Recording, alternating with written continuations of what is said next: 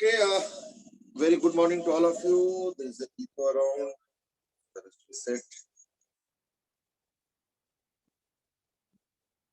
Okay, that's done.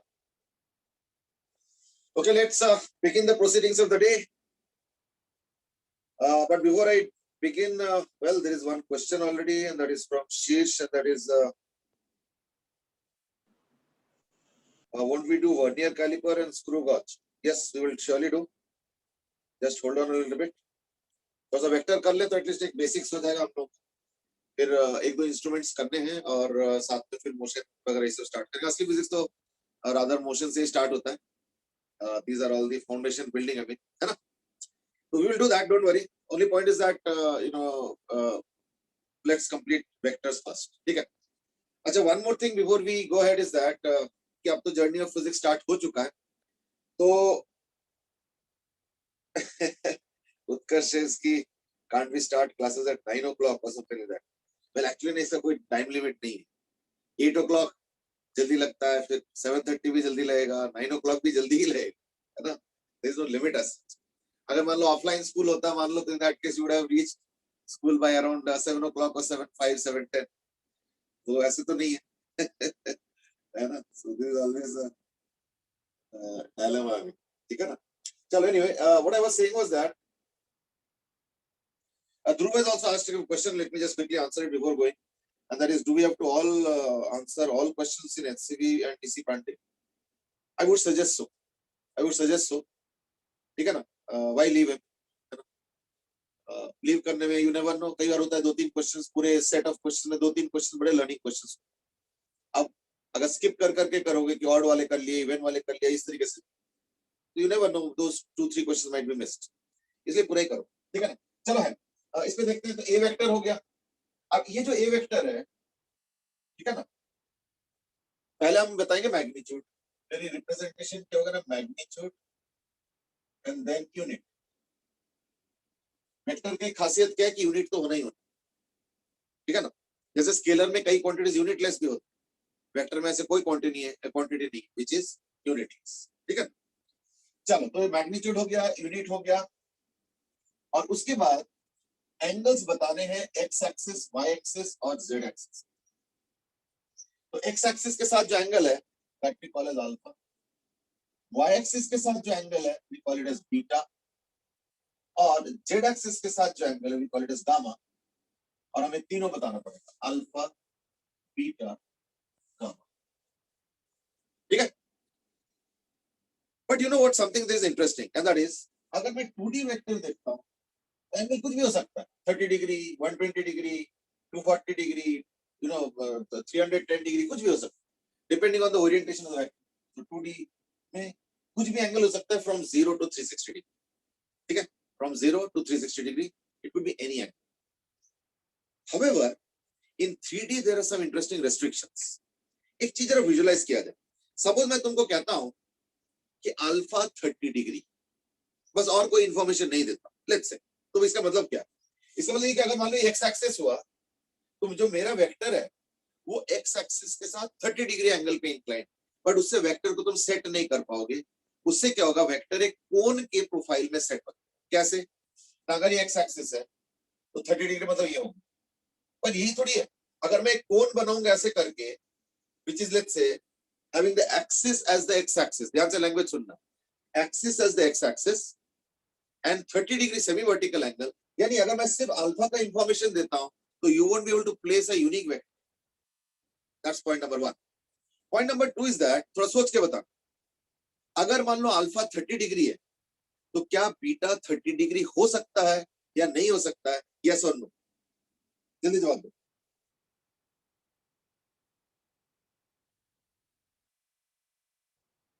Yes और no, जल्दी बताओ. अगर अल्फा 30 डिग्री है, यानी अगर मान लो एक्स एक्सिस के साथ ऐसे करके कोण बनाया मैंने 30 डिग्री, कैसे भी ओरिएंटेशन हो सकता है. क्या वाई एक्सिस के साथ 30 डिग्री हो सकता है? Okay, Utkarsh says no, Dhruv says yes, why not. Okay, Ishita says no, Lavanya no, Yugdev says yes, Aryan says maybe. Okay, interesting. Aran says no, Ishita no, Okay. Okay, there are very few answers. I mean, what about some more? Vishwas, Arinjay, Lakshay, Kartikeya. Okay, there are more no answers. Now there are more answers. As no, Vishwas says no, Shantila says no, True Shantila, Shivraj says no. Okay, the correct answer is obviously no. Possible नहीं है. But दो तीन yes भी आया था. और मैं इसलिए इसको सुनना चाह रहा था. Actually imagine करो. अगर मान लो x एक्सिस के साथ एंगल 30 डिग्री है तो मैं ऐसे कर देता हूं और इसको घुमा देता हूं तो ये वेक्टर इस कोण के ऊपर कहीं पे भी लाई कर सकता है. It will now depend on the other angles of y and z. चलो अब मैं एक दूसरा क्वेश्चन पूछता हूं. थोड़ा सोच के देखो. अगर मान लो अल्फा 30 डिग्री है, अगर अल्फा 30 डिग्री है तो बता सकते हो बीटा का मिनिमम एंगल क्या हो सकता है? बताओ जरा. Okay, Shivraj says no, Aviral, Dhruv says no, Akshat says no. Okay, the minimum angle that will happen is Aviral has said 60, Akshat says 60, Utkarsh says 60, Aryan says 60, Lavanya says 60. Absolutely correct. यानी कब होगा? अगर मैं x axis के साथ 30 degree करके xy plane पे ले जाता हूं तो y एक्सिस के साथ जो एंगल बनेगा वो मिनिमम बनेगा 60 डिग्री.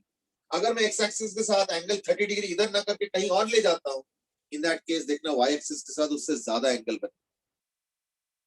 है या नहीं? And that's what the reality is. So therefore, this time the angles are not free angles कि जो मर्जी एंगल लगा दो. नहीं. This time the angles are slightly bound. Slightly bound. ठीक है? Okay. अब एक दूसरा आंसर दो कि अभी मैंने पूछा कि भाई y एक्सिस अगर मान लो x एक्सिस 30 डिग्री है तो y एक्सिस के साथ मिनिमम एंगल पूछा मैंने तो सब लोगों ने बोला 60 डिग्री. Good, very good. सबने बताया. आदित्य, विश्वास, लावण्य, अरविंद सब. अब बताओ मैक्सिमम एंगल क्या हो सकता है? Maximum angle.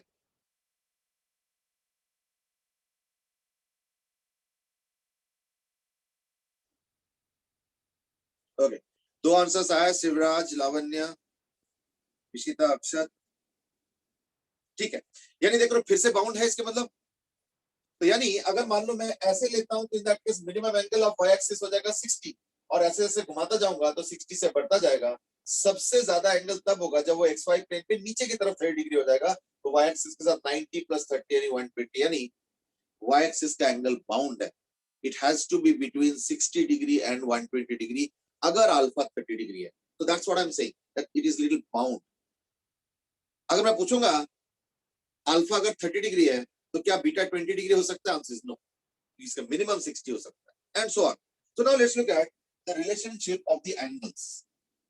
तो ये बताओ अगर मैं पूछूंगा tan अल्फा तो क्या आएगा?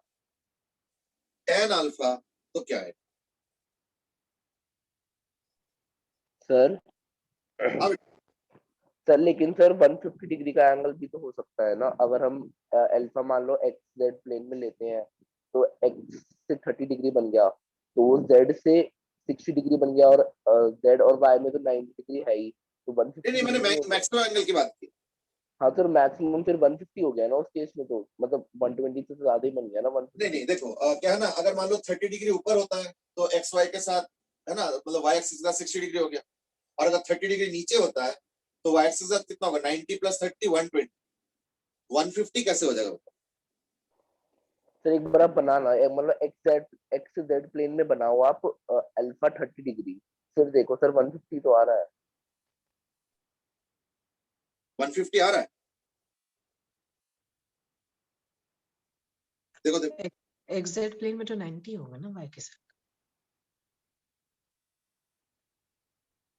एक्सजेड प्लेन पे अगर रखते हो लेट्स से इसी को 30 डिग्री घुमा के अगर मान लो एक्सजेड प्लेन पे जाते तब तो वाई एक्सिस का 90 डिग्री एंगल हुआ ना, 150 नहीं हुआ. आगे समझ में? तो फिर सर आप 30 डिग्री कैसे कह रहे हो? मतलब जो जिससे 120 आ रहा है वो कैसे कोई चीज पता दोबारा? क्या, देखो मैं ये कह रहा हूँ कि मान लो ये एक्स एक्सिस अगर 30 डिग्री रखो तो यानी जो वेक्टर का प्लेसमेंट होगा वो इसी रेंज में होगा. ऐसे ये एक्स हुआ, ये वाई हुआ और ये जेड तो चलो छोड़ो, ये जी. तो ये हो गया मिनिमम है जब 30 डिग्री इस तरफ और जब 30 डिग्री इस तरफ हो गया तो मैक्सिमम. ये मेरा कहने का. ठीक है। अच्छा, जब ठीक ये है सर। यहाँ से आके एक्सजेड प्लेन पे आ गया, लेट्स से ऐसे तो आएगा, कभी ना कभी तो आएगा, आई अंडरस्टैंड। लेकिन जब आएंगे ना तो वो वाई एक्सिस के साथ एक्चुअली 90 डिग्री होगा, ये वाला, ये जो पॉइंट है ना वो एक्सिस 90 डिग्री, अच्छा ठीक है सर, ओके। है ना, ये चीज।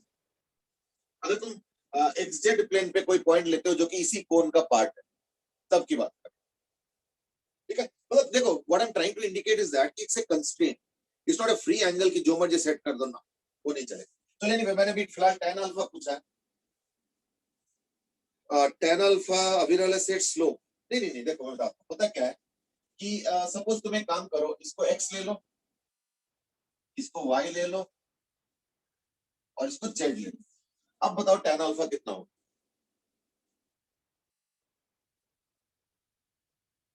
अब बताओ tan अल्फा कितना होगा? XYZ क्या है? हाँ, XYZ क्या है?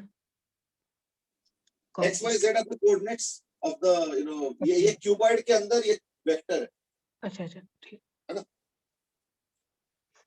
Okay, mostly people are saying y upon x. ना, y upon x नहीं होगा। Aryan, you are giving an explanation, explanation नहीं चाहिए, बड़ी सिंपल x y z के टर्म्स में मुझे tan अल्फा बता।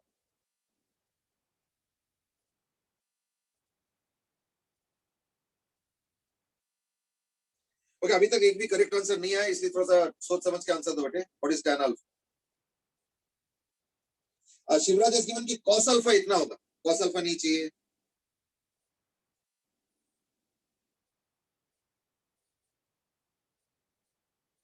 ठीक है, अब करेक्ट आंसर है, कार्तिकेय ने पहला करेक्ट आंसर।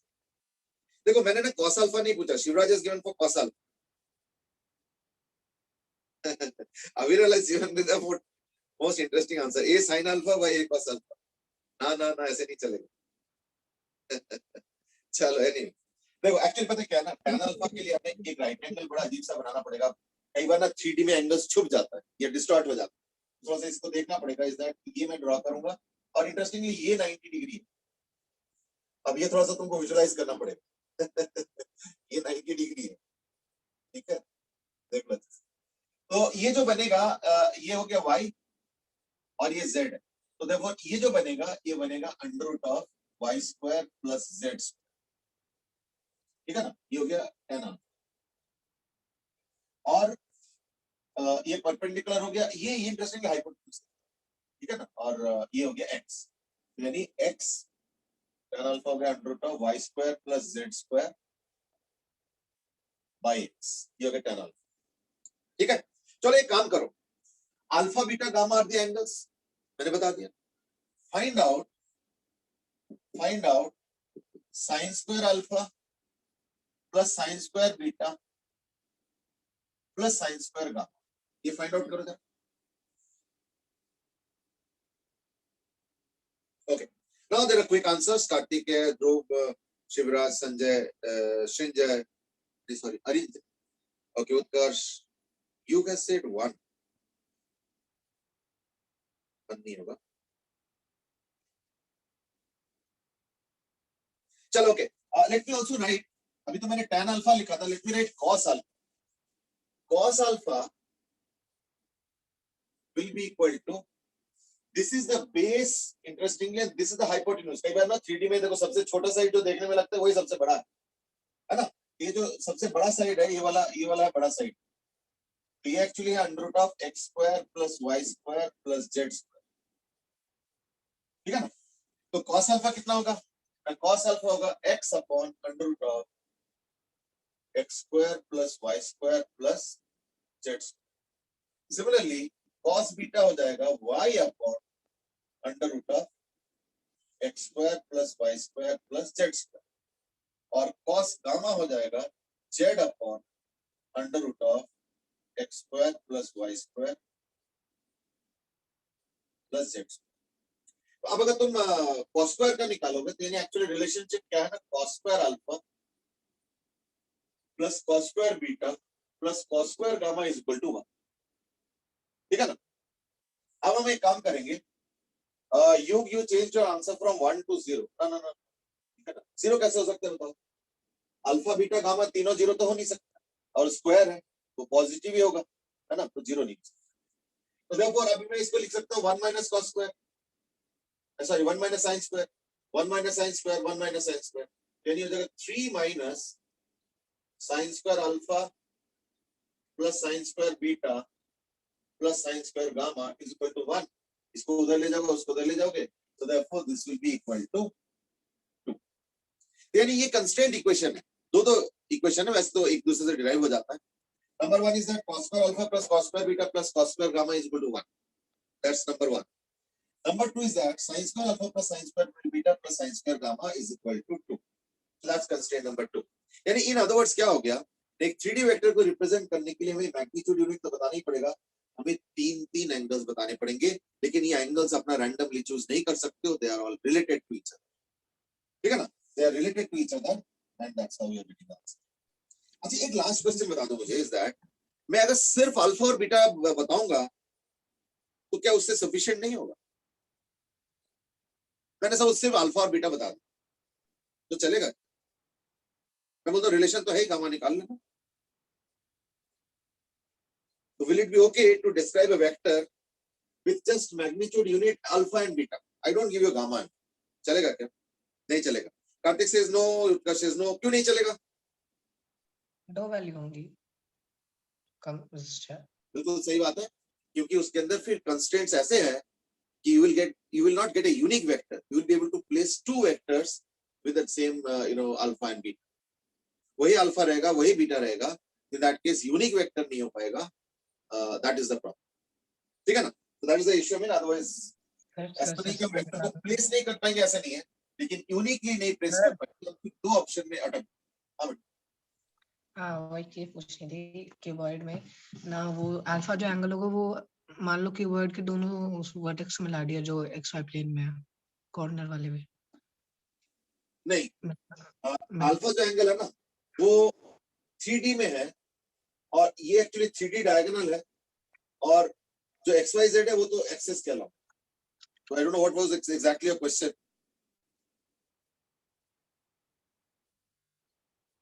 हाँ बोलो बोलो, क्वेश्चन क्या था?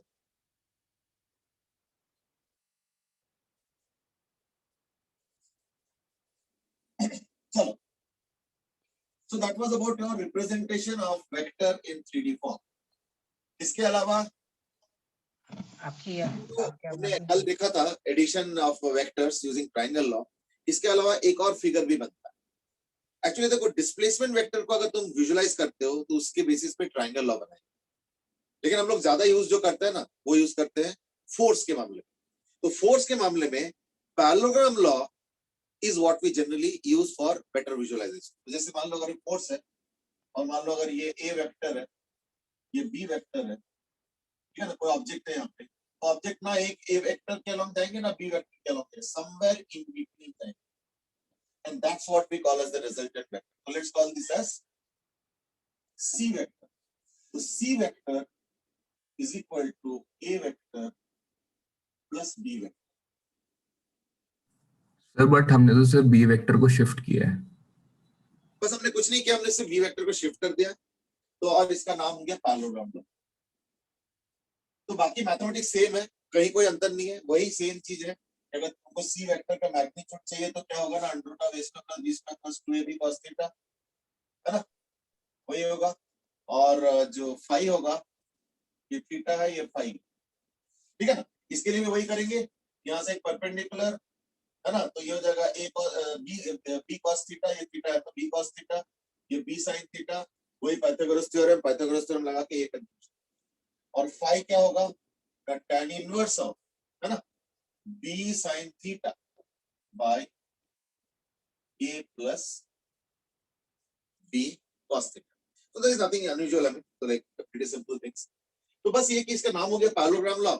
अब फोर्स के मामले में I think parallelogram law is a better visualization. क्यों? क्योंकि हमें पता है कि अगर कोई यहाँ पे ऑब्जेक्ट होगा और अगर कोई ए वेक्टर यानी कोई ए जना मतलब कोई एक जना पुल कर रहा है इस तरफ और कोई एक जना पुल कर रहा है इस तरफ, तो ऑब्जेक्ट ना इस तरफ जाएंगे ना उस तरफ जाएंगे, it will go somewhere in between. I think that's very obvious.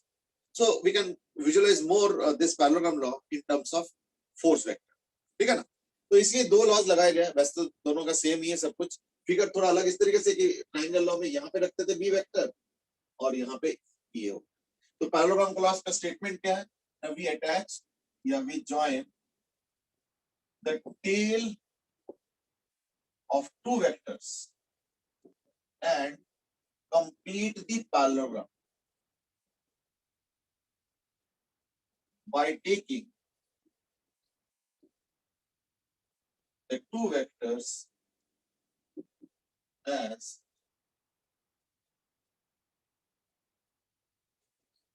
adjacent sides.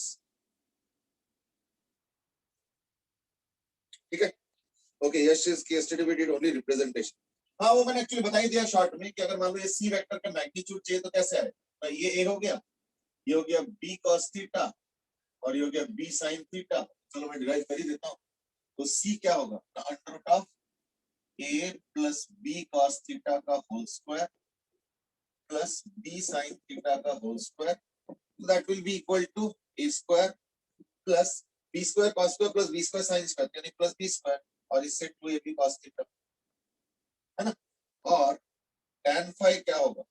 tan phi will be this, that is b sin theta by a plus b cos theta, यानी b sin theta by a. ठीक है ना? So with the help of these you can easily find out the resultant vector magnitude as well as the angle, isn't it? देखो, so that was about your representation of, or rather finding out the resultant for two vectors like this.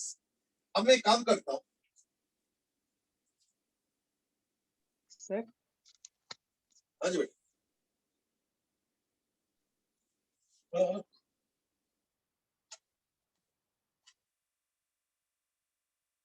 सुनाई नहीं दिया क्या मैं क्या बोल क्या बोल रहे हो? जब आपने वो मैंने पूछा था ना कि वो सेम होगा एंगल, तो आवाज नहीं आई थी, वाईफाई खराब था, मतलब लाइट नहीं भी है ना। नहीं, मैंने आंसर ये दिया था कि उस केस में हम cos स्क्वायर गामा के दो वैल्यूज निकाल सकते हैं, है ना? सॉरी, cos स्क्वायर गामा के एक वैल्यू निकलेगा तो cos गामा के दो वैल्यू निकाल सकते हैं, प्लस और माइनस। तो therefore there will be two नहीं, angles. मैं वो नहीं पूछ रहा था, मैं वो पूछ रहा था कि एंगल सेम होगा क्या, कि प्रोजेक्ट करना जो दूसरी एंगल के साथ होगा या फिर जो प्रोजेक्शन के साथ। कौन से कंटेक्स्ट में बात करो, फिर से बोलो। जो कि वेक्टर की प्रोजेक्शन एक क्यूबॉइड बना लो एक। ये ना तुम्हारा आवाज ना बहुत कट कट के आ रहा है, इसलिए एक काम करो, मुझे ना मैसेज कर, है ना? Message me the question. Sir parallelogram law की स्टेटमेंट क्या थी? पैरेललोग्राम लॉ के स्टेटमेंट वही था कि join the tail of the two vectors, complete the parallelogram, then the resultant is the diagonal. Sir तीन steps है, एक तो टेल को ज्वाइन करो, दूसरा complete parallelogram with vectors as adjacent sides. तो ऐसे केस में क्या होगा? Diagonal is the result. ये तीन चीजें, that is for your sir parallelogram law. हाँ बेटा, सर अगर जैसे मान लो आपने लिखा है ना tan q equal to b sin theta upon a plus b cos theta, हाँ। सर तो ये q sir a plus b vector है ना, मतलब देखो, हाँ समझ गया। रिजल्टेंट है। देखो, ये ए वेक्टर हुआ, ये बी वेक्टर हुआ, ये ड्रॉ किया मैंने, तो ये रिजल्टेंट। अब रिजल्टेंट का मैग्नीट्यूड कैसे निकाला जाए ना, तो यहाँ से मैंने परपेंडिकुलर ड्रॉ किया इसके। सर अगर a vector minus b vector का होता तो? ना, वो तो देखो अलग चीज हो गया, वो तो हम डिस्कस करेंगे माइनस में क्या करना है, वो तो अलग कहानी। But then I think I will answer a different question also, that is ये ए वेक्टर है, ये बी वेक्टर है और ये फाई लिया है। तो ये जो फाई है, this is angle of resultant vector with respect to a vector. This is the angle of the resultant vector with respect to a vector. ये हो गया, ठीक है ना? और इससे एक लॉजिकल चीज और भी निकलता है, और हम कहते हैं कि एक ही याद रखो, तो इतने सारे फॉर्मूला कौन याद रखता है? अगर मैं भी इसी वक्त पूछूंगा कि नहीं सपोज मुझे angle of resultant with respect to B vector चाहिए, कोई दिक्कत नहीं है, हम क्या करेंगे ए और बी इसमें इंटरचेंज कर देंगे, तो ये हो जाएगा ए साइन थीटा, ये हो जाएगा बी और ये ए हो जाएगा, और कोई प्रॉब्लम नहीं। अब दोनों को याद करोगे तो खिचड़ी पकेगा, मिक्सअप हो जाएगा। इससे अच्छा हम एक ही याद रखेंगे and that is angle of resultant vector with respect to A vector, ठीक है ना। और अगर तुमको बी वाला चाहिए तो उसी फॉर्मूला में ए और बी को इंटरचेंज कर दो, you will get answer. I hope that answers your question as well as the one that I was thinking based on your question, ठीक है ना। तो that is something that you can do automatically. तो वो तो हमेशा ही होगा कि दो वेक्टर्स है, रिजल्टेंट समवेयर इन बिटवीन है, तो उस रिजल्टेंट का एक वेक्टर के साथ कुछ एक एंगल बनेगा, दूसरे वेक्टर के साथ कुछ एक एंगल बनेगा। हाँ, अगर बाई चांस दोनों वेक्टर सेम हो तो अलग बात है कि सेम सेम एंगल भी बन सकता है, तो दैट्स डिफरेंट थिंग, मतलब बन क्या सकता है, बनेगा। बट इन जनरल तो हम ऐसे एज्यूम नहीं करेंगे, तो एक जनरल सिचुएशन लेंगे। तो कैसे मिलेगा आंसर बी वेक्टर वाले के साथ रिजल्टेंट इंटरचेंज, ठीक है। चलो so let's move on now. जैसे अभी एक क्वेश्चन दे रहा हूं मैं सिंपल सा, दैट इज ये सपोज एक वेक्टर है and that is 20 Newton at 10 degree. एक और वेक्टर है, ठीक है ना, ये 70 डिग्री और ये भी 20 न्यूटन, और ये एक्ट कर रहा है पार्टिकल के ऊपर जो कि 4 kg मास का है। तो question is express geometrically the displacement vector after 2 seconds। चलो गो अहेड, दोनों ही 20 न्यूटन का वेक्टर्स है, ये भी 20 न्यूटन, ये 10 डिग्री, यानी अगर मैं ए और बी बोलता हूं तो दैट केस डिस्क्रिप्शन कैसे हो जाएगा ना, ए हो जाएगा 20 न्यूटन 10 डिग्री और बी वेक्टर होगा 20 Newton 70 degree.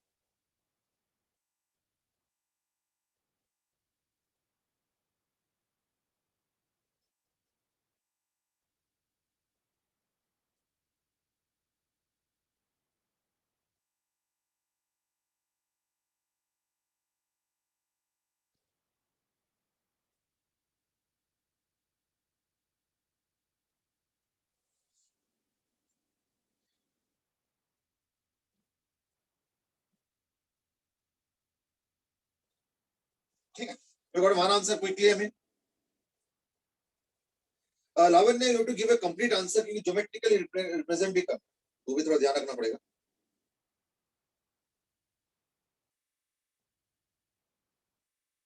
Utkarsh, you are supposed to give the displacement vector after 2 अच्छा, seconds। मैंने नेट फोर्स दे दिया sir.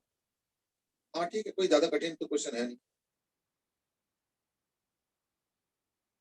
Shivraj, you give just the angle। What I need is displacement vector after 2 seconds express geometry। ठीक है ना, थोड़ा सा उसको correct कर लो। इनिशियल वेलोसिटी से वाला इनिशियल पोजीशन और चलो initial velocity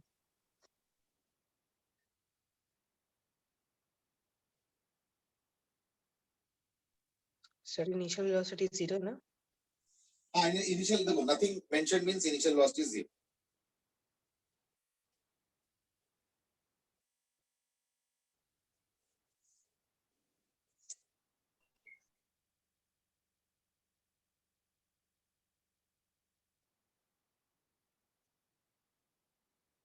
First of all, the resultant will be 20 square plus 20 square plus 2 into 20 into 20 into cos 60 degree, because what is theta? Theta is the angle between the two vectors. So cos 60 to half होगा, तो like half हो गया, तो 20 square plus 2 into 20 into 20 square to 20 root 3. So the resultant force is equal to 20 root 3, and the angle here, as I was just saying a few minutes back, क्योंकि दोनों same vector है, मतलब in the sense के same magnitude के vector है, तो एक फायदा, बहुत बड़ा बेनिफिट क्या होता है, that the resultant will be lying exactly in between। तो एंगल निकालने की जरूरत नहीं है, दोनों के बीचों बीच में, यानी अगर इन दोनों के बीच का एंगल 60 डिग्री आता है, यानी कि 30 डिग्री होता है, लेकिन हमें तो एक्स एक्सिस के साथ बताना है, तो 10 plus 30 यानी 40 degree. So this will be the force। अब एक्सेलरेशन के लिए क्या होगा ना, डिवाइड बाय 4, तो एक्सेलरेशन के लिए हो जाएगा 4 यानी 5√3 मीटर पर सेकंड स्क्वायर 40 डिग्री, ये हो गया एक्सेलरेशन वेक्टर। अब डिस्प्लेसमेंट वेक्टर के लिए क्या होगा ना, हाफ ए टी स्क्वायर। अब ए तो चलो ये है, हाफ तो ठीक है, टी स्क्वायर 2 से मल्टीप्लाई हो जाएगा, मतलब 2 का स्क्वायर से, तो वो करते करके क्या होगा ना डबल, यानी 10√3 metre 40 as simple as that. ठीक है, now I am getting all the correct answers. So Dhruv, Aviral, Shesh, everybody is giving the correct answers. ठीक, अब सही हो रहा है। पहले भी आंसर सही आ रहे थे, ऐसे कुछ नहीं कि गलत आ रहे थे, just that कुछ लोग एंगल भेज रहे थे, तो कुछ लोग मैग्नीट्यूड, कुछ और इस तरीके से। ठीक है, so that's about the displacement vector in this particular question. Okay, now coming to vector subtraction. That was about addition. Now coming to vector subtraction, what will happen? We generally subtract like this. A minus B vector will be written as A plus minus B vector. So like if this is A, this is B. तो चलो ये तो A vector हो गया, B vector हो गया, तो ये हो गया A plus B. But A minus B में क्या करेंगे? B vector को पलट के लिखेंगे minus B A. And then we will draw the result. So again the same thing. 5 ये अगर थीटा होता है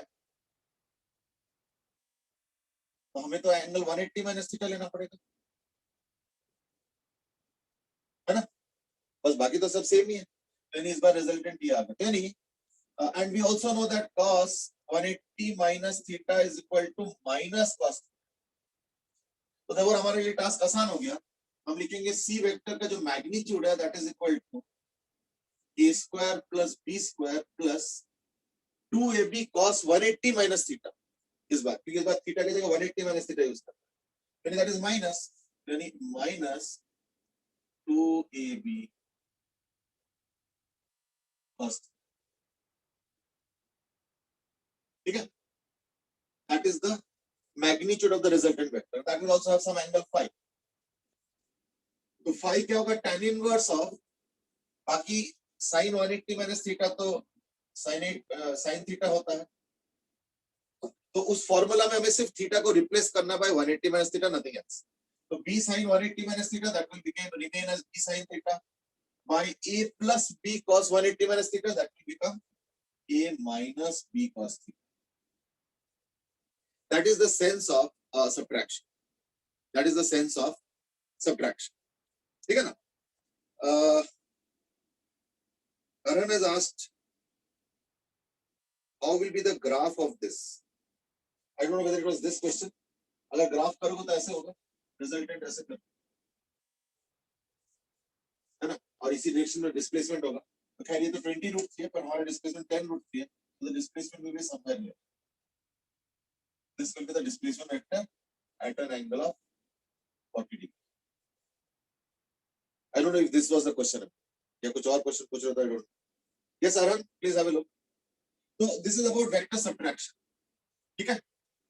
So now all these we were doing with what is called as geometrical method is what we were doing. That is geometrical method of representation. However, you will soon realize, or rather scientists soon realize that this is a very tedious method. Tedious method in the sense that it involves a lot of trigonometry and it's not necessary that the angles will be always very, very easy. देखो 0, 30, 45, 60, 90 हो या even 37, 53 degree हो, तब तो angles अच्छे होते हैं in the sense that at least we know the values. But angles तो कुछ भी हो सकता है. So therefore it's not a very easy task to do. We need a lot of calculations, tables, square root वगैरह देखे रहो. Phi भी calculate करना इतना आसान नहीं. So like it's a really tedious job. Scientists ने after Cartesian system came into the being, thanks to René Descartes, Cartesian was used and is now being used more frequently or more often than geometric. That's because of the convenience factor, which we'll realize very soon. उसके पहले मैं एक concept introduce कर रहा हूँ, and that is called as unit vector. So now introducing a concept of what is called as unit vector. The unit vector क्या होगा? है ना? अब unit vector के लॉजिक समझो. सपोज मैं कहता हूं कि एक रेसिंग ट्रैक या मे बी एक मैराथन ट्रैक है और लेट्स से स्ट्रेट लाइन, और वो जो ट्रैक है वो मान लो है 23 डिग्री पे है एक ट्रैक। अभी बड़ा ऑड सा सिचुएशन है, तो like let's look at how we appreciate it और इंटरप्रेट इट। सपोज यहां से स्टार्ट होता है मैराथन, अब मैराथन में तो देखा ही होगा बहुत लोग पार्टिसिपेट करते हैं। Suppose you are the organizer head and you have been entrusted with the responsibility कि तुमको एक एक बंदे का जहां तक वो दौड़ पाए, तो मैराथन सबके बस का तो है नहीं, मैराथन एंड में देखना 2-4-10 ही पहुंचते हैं, मतलब may be 100 will reach it, but here probably we'll see 5,000 people start, और जो अच्छे लेवल पे मैराथन होता है उसमें तो लाखों लोग पार्टिसिपेट करते हैं, पर उसमें से पहुंचते मुश्किल से 500,000 लोग, बाकी सब यहीं पे कहीं रुक जाते। तो मान लो वो यहाँ तक पहुंचा है 12 किलोमीटर, तो मुझे सपोज एज एन ऑर्गेनाइजेशन उसको एक टैग देना है वेक्टर टर्म्स, तो मैं क्या लिखूंगा 12 किलोमीटर 23 डिग्री। एक और जना 10 किलोमीटर, 10 किलोमीटर 23 डिग्री। फिर एक और जना 18 किलोमीटर, तो 18 kilometre 23 degree. Now it becomes a very tedious job, हर एक के लिए वही चीज लिखना है, बस अननेसेसरी फॉर्मेलिटी पूरा कर रहा हूँ। इसलिए साइंटिस्ट ने बोले एक काम करो, हम इसको थोड़ा दूसरे तरीके से, हम इसी एंगल पे एक स्टैंडर्ड यूनिट वेक्टर डिफाइन कर देते हैं, और क्योंकि वो यूनिट वेक्टर है तो इसलिए थोड़ा सा एक स्पेशल सिंबल भी लगा दो, ऐसे it is read as A cap, इसको पढ़ोगे एज ए कैप, ठीक है, रेड एज ए कैप। अब इससे फायदा क्या है, मैं एक चीज बताओ, अब read as A cap unit vector तो मैं क्या लिखूंगा इसको ना 1 kilometre 23 degree is what is your A cap. अब इसका बेनिफिट क्या है, ये जो बंदा 12 किलोमीटर जा रहा है, सपोज इसका वेक्टर तुम लिखते हो सपोज ए वेक्टर, ये हो गया सपोज बी वेक्टर, ये हो गया suppose C vector, 18 kilometre 10 kilometre, इस तरीके से। अब बेनिफिट क्या हो गया कि मैं आराम से ए वेक्टर को लिख सकता हूं as 12 times A cap, short हो गया नोटेशन। बी वेक्टर को लिख सकता हूं as 10 A cap, C vector को एज 18 ए कैप। देखो मेरे लिए टास्क आसान हो गया। So that is basically the purpose and the thought behind introducing the concept of unit vector. ठीक है? Not only that, अगर मान लो कोई उल्टे डायरेक्शन में चलता है, जैसे मान लो कोई इधर से आ रहा है, सपोज इधर से मान लो 6 किलोमीटर आ रहा है, मतलब मैं क्या लिखूंगा इसको, सपोज ये है डी वेक्टर, तो मैं डी वेक्टर को लिखूंगा एज -6 तो अगर मान लो उसी डायरेक्शन में होता है एज द यूनिट वेक्टर तो प्लस, और उल्टे डायरेक्शन में अगर होगा तो minus. So like it now becomes very convenient for me to express the motion, but only along this line. Now you might see if somebody else is in some other line, 20 degree पे जा रहा है, वो नहीं कर सकता, वो इससे नहीं हो पाएगा। अगर 20 डिग्री वाले बहुत सारे हैं, मान लो दूसरा ट्रैक भी है कोई सपोज, तो दैट के उसके लिए एक अलग से यूनिट वेक्टर डिफाइन करो, तो बी कैप करके, और फिर बी कैप या माइनस बी कैप के टर्म्स में उसको एक्सप्रेस करो, कोई अगर अलग एंगल पे होगा तो देखो यूनिट वेक्टर कांसेप्ट सिर्फ वहीं पे होगा जब एक ही ओरिएंटेशन में, या तो सामने की तरफ फॉरवर्ड या बैकवर्ड वेक्टर्स ओरिएंटेड, तब तो फायदा। कोई और एंगल पे होगा तो the concept of unit vector is not so useful, but yes if in that direction if there are many vectors so it would be fruitful to define another unit vector in that direction and then express all those vectors as an multiple of those the second unit vector and so on. So like these are things that you can do. अब मैं एक काम करता हूँ, साइंटिस्टों ने क्या किया, साइंटिस्टों ने देखा इसका फायदा तो है, बेनिफिट तो है, तो क्यों ना इसका बेनिफिट हम उठाएं। कैसे, साइंटिस्टों ने क्या किया, 3 वेक्टर्स अपने तरफ से डिफाइन कर, स्टैंडर्ड वेक्टर्स। तो साइंटिस्टों ने 3 स्टैंडर्ड वेक्टर्स डिफाइन कर दिए अपने तरफ से, एक्स वाई और जेड के अलॉन्ग। एक्स के अलॉन्ग आई कैप, वाई के अलॉन्ग जे कैप, और जेड के अलॉन्ग के कैप। एक्स के अलॉन्ग आई कैप, वाई के अलॉन्ग जे कैप, जेड के अलॉन्ग के कैप। ये के को रिप्रेजेंट थोड़ा अलग तरीके से किया जाता है। जनरली अगर जेड पॉजिटिव होता है तो के को ऐसे रिप्रेजेंट, पता क्या ना, एरो हेड का जो सामने होता है वो टिप होता है, तो एरोहेड अगर ऐसे आएंगे तो तुमको टिप नजर आएगा, तो ये हो गया के कैप। लेकिन अगर उल्टे डायरेक्शन में है, इनटू द बोर्ड है, तो दैट केस उन्होंने नोटेशन ऐसे, मतलब एरो का जो बैक साइड में होता है ना, देखा होगा ना एरो, ये एरो का टिप होता है, तो टिप तो ये हो गया, और एरो का बैक साइड में देखा ऐसे टाइप का होता है ना, must have seen all those serials and all, जो भी है, तो बैक साइड वाले जो है ना ऐसे करके दिखता है, तो ये जो बैक साइड वाला पार्ट है वो क्रॉस टाइप का, ये प्लस के कैप और ये हो जाएगा माइनस के, आई माइनस आई जे माइनस। नहीं माइट से इसका बेनिफिट क्या है, इसका बहुत बड़ा बेनिफिट है, वो अभी रियलाइज करोगे। ये देखो फायदा समझो, सपोज मैं जा रहा हूं यहां पे,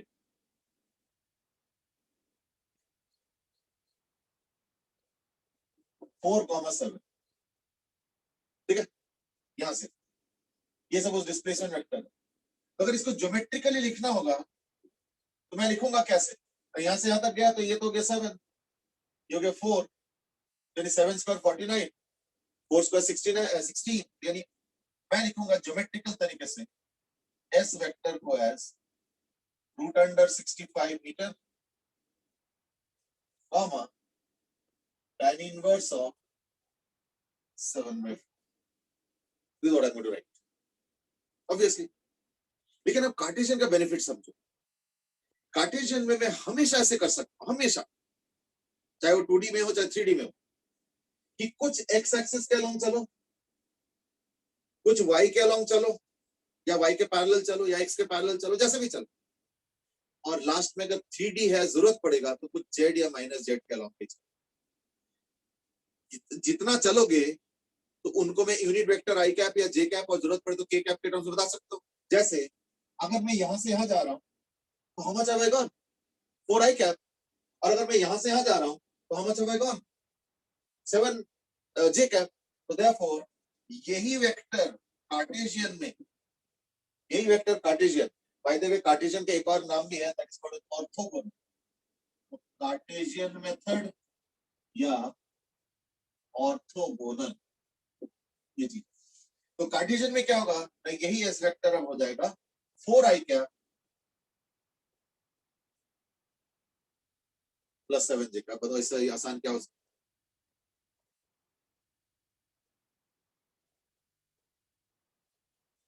okay, Arun was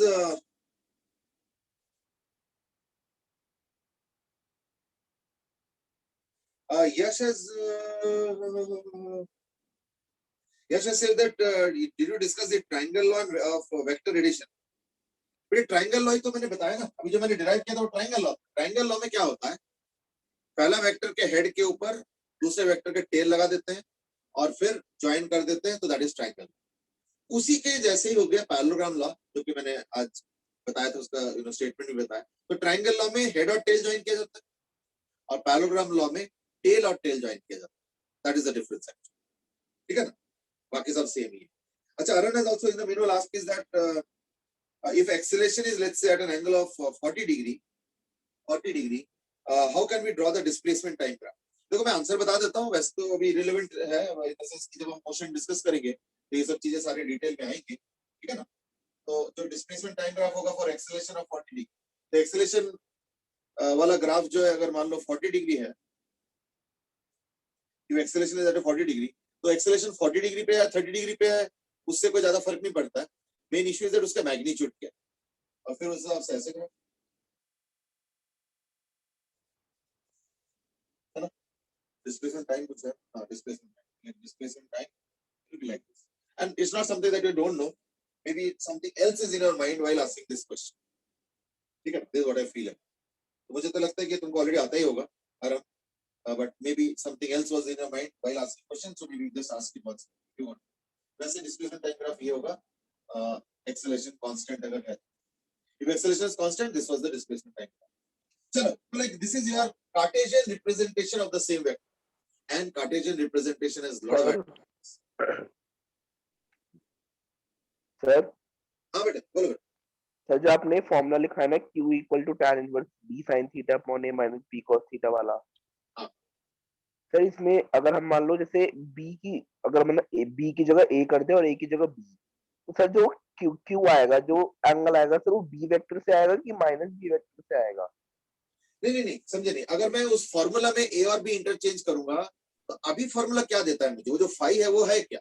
that phi is the angle of the vector resultant with A vector. देखो, जब दो वेक्टर का रिजल्टेंट निकाल रहा हूँ, ए वेक्टर और बी वेक्टर, और रिजल्टेंट हो गया सब सी वेक्टर, तो सी वेक्टर जो है ए के साथ भी एंगल बना रहा है, तो वो होता है फाई। यही फॉर्मूला में याद रखना। बट सपोज तुम इंटरेस्टेड नहीं हो, तुम इंटरेस्टेड हो बी के साथ, तो तुमको तो फाई नहीं चाहिए ना, तुमको तो ये वाला चाहिए। तो नहीं इसको सर, जब ए निकालने के, वेक्टर माइनस बी वेक्टर होता है तब की बात कर रहा हूँ मैं। अच्छा, तब की बात करो। देखो, अगर मान लो तब की बात भी कर रहे हो तो भी कोई दिक्कत नहीं है। ये देखो, अगर मान लो ये ए वेक्टर है और अगर ये माइनस बी वेक्टर है, तो ये तो हो गया फाई। और अगर तुम बोलोगे मैं इंटरचेंज करूंगा, तो फिर ये वाला एंगल। अच्छा ठीक है सर, मेरे को लगा वो बी वेक्टर से होगा वो वाला एंगल। अब तो तुमने कंसेप्ट ही बदल दिया ना, अब तो ये है ही नहीं, एग्जिस्ट ही नहीं करता। अब जो एग्जिस्ट कर रहे वो ये है, ठीक ओके है ना? सर, तो ठीक है moment you have made the okay. angle theta as 180 minus theta and changed it to 180 minus theta means you have now forgotten that there was something like this. Now your existence is only these two. ठीक है ना? Okay sir, okay okay. ठीक है, अब मैं question समझ। चलो, let's move on now. हाँ, तो कार्टेशियन का फायदा क्या है? कार्टेशियन का फायदा ये है कि जो मैनिपुलेशंस है, addition subtraction, they are just like simple addition subtractions. जैसे इसी में देखो, सपोज ये गया 4,7। अब सपोज ये यहां से जाता है 6 यूनिट और यहां से जाता है 1 यूनिट, तो ये कितना हो गया ना, 6 आई कैप और एक जे कैप। तो कहां पे पहुंचा ना, 4 यहाँ पे पहुंचा था, 6 और फिर 10, तो 10 7 यहाँ पे पहुंचे थे, एक और यानी 8।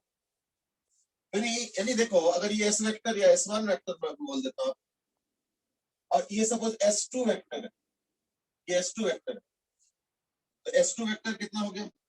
S2 वेक्टर हो गया 6 i cap plus j cap.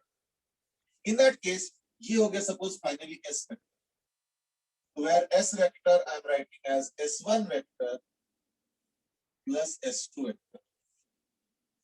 तो S वेक्टर देखो कितना आराम से मिल गया, कैसे? सिंप्लीफाइड कर लो तो 10 आई कैप प्लस 8 जे कैप। यानी कार्टेशियन सिस्टम इंट्रोड्यूस करने का बेनिफिट समझो।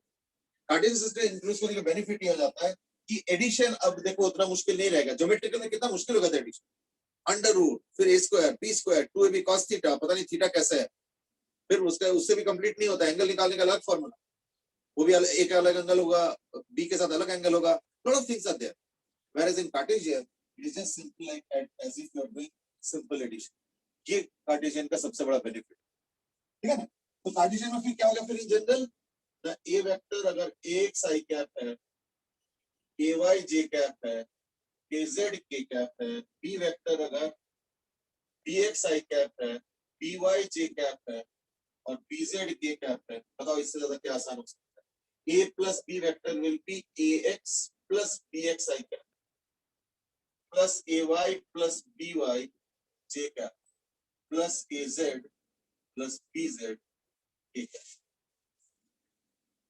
Not only that, माइनस करोगे तो क्या होगा? इसी में भी माइनस करोगे। बताओ इससे ज्यादा आसान क्या हो सकता है? And that is why we always prefer Cartesian system यानी orthogonal system of representation than geometric. लेकिन क्योंकि जब वेक्टर पहली बार इंट्रोड्यूस किया गया था साइंस यानी फिजिक्स में मेनली, बट ओवरऑल तो साइंस में ही कहूंगा मैं, उसमें ज्योमेट्रिकल ही इंट्रोड्यूस किया गया, so therefore we are still persisting with that. Otherwise there is not much reason really, you know. Plus जो बेसिक डेफिनेशंस है वेक्टर के वो सब ज्योमेट्रिकल से ही आया, so therefore we are still persisting with the existence of geometrical method as per se, but otherwise अगर देखोगे तो कार्टेशियन सिस्टम ही बेहतर है, ठीक है ना? And that's because look at the manipulation, they are so easy. The simple addition and subtraction is just like actual addition or subtraction जो हम लोग वैसे भी करते हैं डेली लाइफ में, और ज्योमेट्रिकल में तो देखिए बड़ा बड़ा formula, that is the benefit.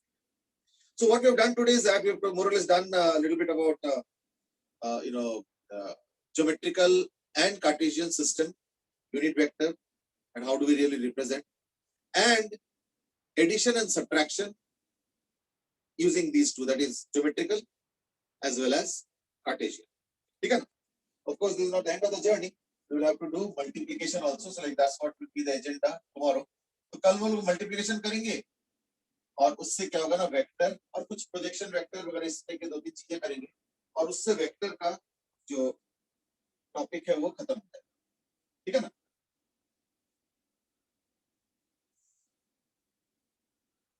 और जहां तक कोई भी वेक्टर का डिटेल्स की बात है, ax i cap plus ay j cap plus az k cap, अगर ये वेक्टर को मैं देखता हूं अगर, ठीक है ना, इन दैट केस अगर ज्योमेट्रिकल ट्रांसफॉर्मेशन चाहती हूँ तो अल्फा क्या हो गया, cos inverse ax by mod a, where mod a कितना हो जाएगा, है ना, is equal to under root of mod a मतलब magnitude obviously ax square plus ay square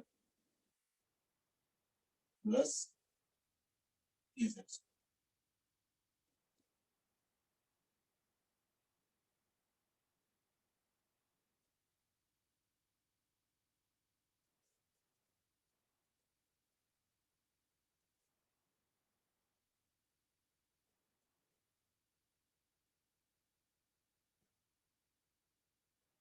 ठीक है, सो अल्फा अगर आ गया तो similarly you can find out the other ones also, है ना.